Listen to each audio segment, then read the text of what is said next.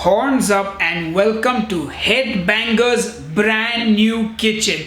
That's right, ladies and gentlemen, we are in my new kitchen today and this is the first recipe that I'm shooting in this kitchen. In case you didn't know, I moved house and you can click here on the I button and check out my house tour video.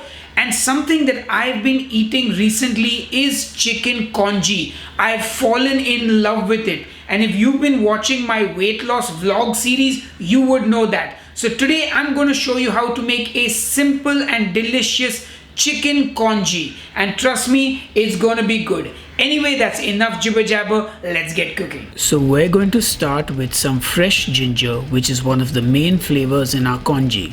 You want to get about a thumb-sized piece of ginger, like literally measure it against your thumb. Or if you have a huge thumb, maybe just go with a 2-inch piece of ginger. The first thing you want to do is peel the skin off, and I like to do that using a spoon. It's the easiest way to do it and get into all the nooks and crannies.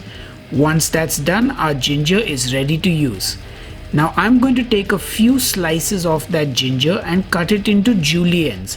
These are going to be used right at the end when we serve the congee. They are added and eaten raw. Next I will chop up 2 small spring onions. Once again, these are sprinkled right at the very end over your hot bowl of congee to add a beautiful freshness and a flavor to it. And it also looks pretty. Now for this recipe, I will be using full chicken legs with the bone and without the skin. In India, chicken is primarily sold without skin, so if your chicken comes with skin, I recommend removing the skin because it makes the congee more oily. I'd say use the skin to make some crackling and schmaltz. I've got a recipe for that. Click on the I button on the top right corner of the screen. I will also be using some chicken stock powder for that extra chicken flavor. If you don't have this, you can use a stock cube or a bouillon cube. But trust me, you want this extra chicken flavor. Now it's time to prepare our rice, and I will be using about 120 grams of rice for this recipe. Normally you would want to use jasmine rice, but since all I have is long grain basmati rice, that is what I will be using. Next, you want to wash and rinse the rice properly under some running water. It's important to always wash your rice. Just ask Uncle Roger. Anyway, you want to wash it till the liquid is more or less clear and your rice is ready to use. You can also soak the rice for like 30 minutes if you like. I will be using my instant pot for this recipe, but don't worry, you can also make this on the stove. Just make sure you read the blog post on headbangerskitchen.com for the cooking instructions. First, I add my rice to the instant pot, then that piece of ginger and also a full spring onion. Next, my chicken stock powder followed by some salt because I didn't have enough chicken stock powder, so I needed some salt as well. Then I add in 800 ml of water. If you didn't have chicken stock powder, you could add some chicken stock here instead of water. Then I add in my chicken legs, and since I wanted more protein in my congee, I added not 2 but 3 whole chicken legs. Then just put the lid on the instant pot, turn the pressure knob to sealing position and pressure cook on a high pressure for 15 minutes. And once it's done, let it sit for about 15 to 20 minutes before turning the pressure nozzle to release any leftover steam.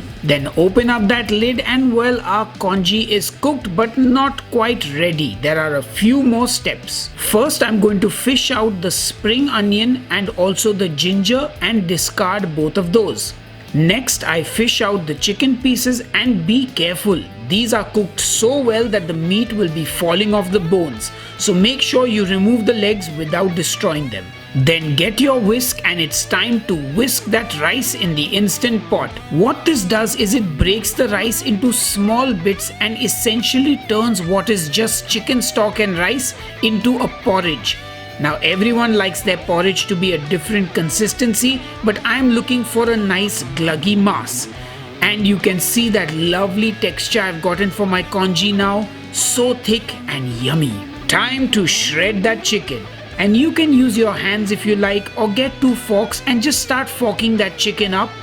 Start pulling that chicken off the bone, and trust me, it's gonna fall off easily because it's cooked so beautifully and it's so soft and tender. Just look at this meat here. How good does that look? Anyway, on to the next leg, because you got to see just how beautifully the meat is falling off the bone. In fact, speaking of bones, just look at how clean this bone is. Anyway, once you're done shredding your chicken, you should have a nice big plate of boneless shredded chicken meat. Now add that chicken meat back into the instant pot and give it all a good mix into that congee. And if you feel it's too thick, you can add some water to thin it out a little and give it another good mix.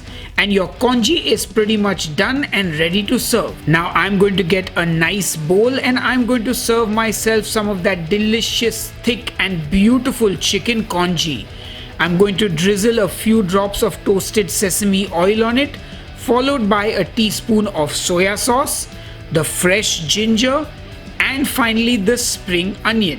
And just like that, your chicken congee is ready to eat. And oh yeah, come to daddy. I can't wait to dig in. Now don't get me wrong, I love this congee, but I like to make it a bit more of a complete meal by adding some vegetables to it. So I just like to use some basic frozen vegetables. I get this bag in my supermarket. It has carrots, beans and cauliflower. So I just take a bowl full of these veggies. I hit the saute function on the instant pot, throw those veggies into the congee and give it a good stir.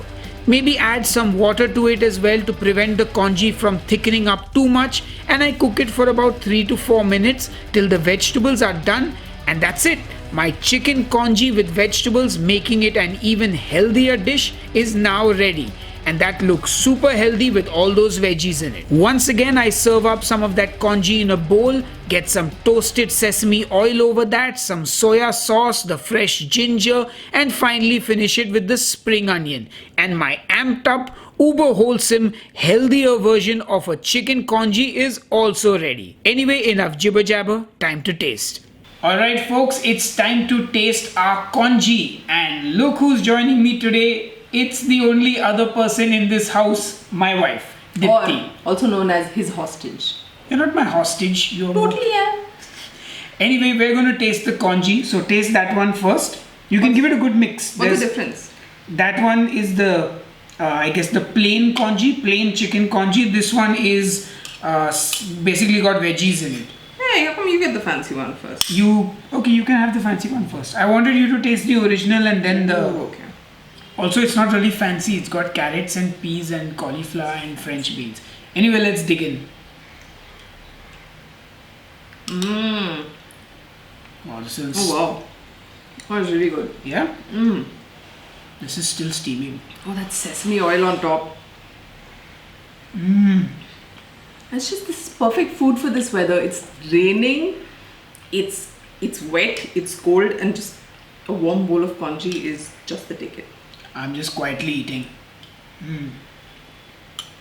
You can take this entire bowl. Let's see what the fancy one is like. It's not fancy. How does in fact, this is more like you would feed your kids this because they'd really like it. I think I like this one better. She doesn't like to eat her veggies, I guess, but still I love my veggies. I just don't like them in congee. Veggies, not veggies. Let me try the one without the vegetables. It tastes the same. Oh, and I got that fresh ginger. That fresh ginger just... And the spring onions as well. Yeah, those really are what... And the sesame oil on top and the soya sauce, like... I think this is just a beautiful meal. A wholesome, healthy, delicious meal. And I've just had my lunch and I've just had my coffee and I still can finish this whole bowl right now. And I can't believe I only just discovered this like a year or two ago, and it's the first time I've ever like started making it at home. But anyway, I think that's been a lot of jibber jabber from me at least, and we're going to see you on the next episode of Headbangers Kitchen. Until then, cheers and keep cooking. And I will keep eating. Ladies and gentlemen, I must confess, I am left with a solitary chicken leg. And that's because in my congee I chose to put 3 legs instead of 4, because they don't sell legs in odd numbers. I mean, that would be ridiculous. Chickens have 2 legs, so you buy 2, 4, 6, 8 and so on and so forth. Nobody sells 3 legs and 5 legs and 7 legs. Anyway, don't do what I did.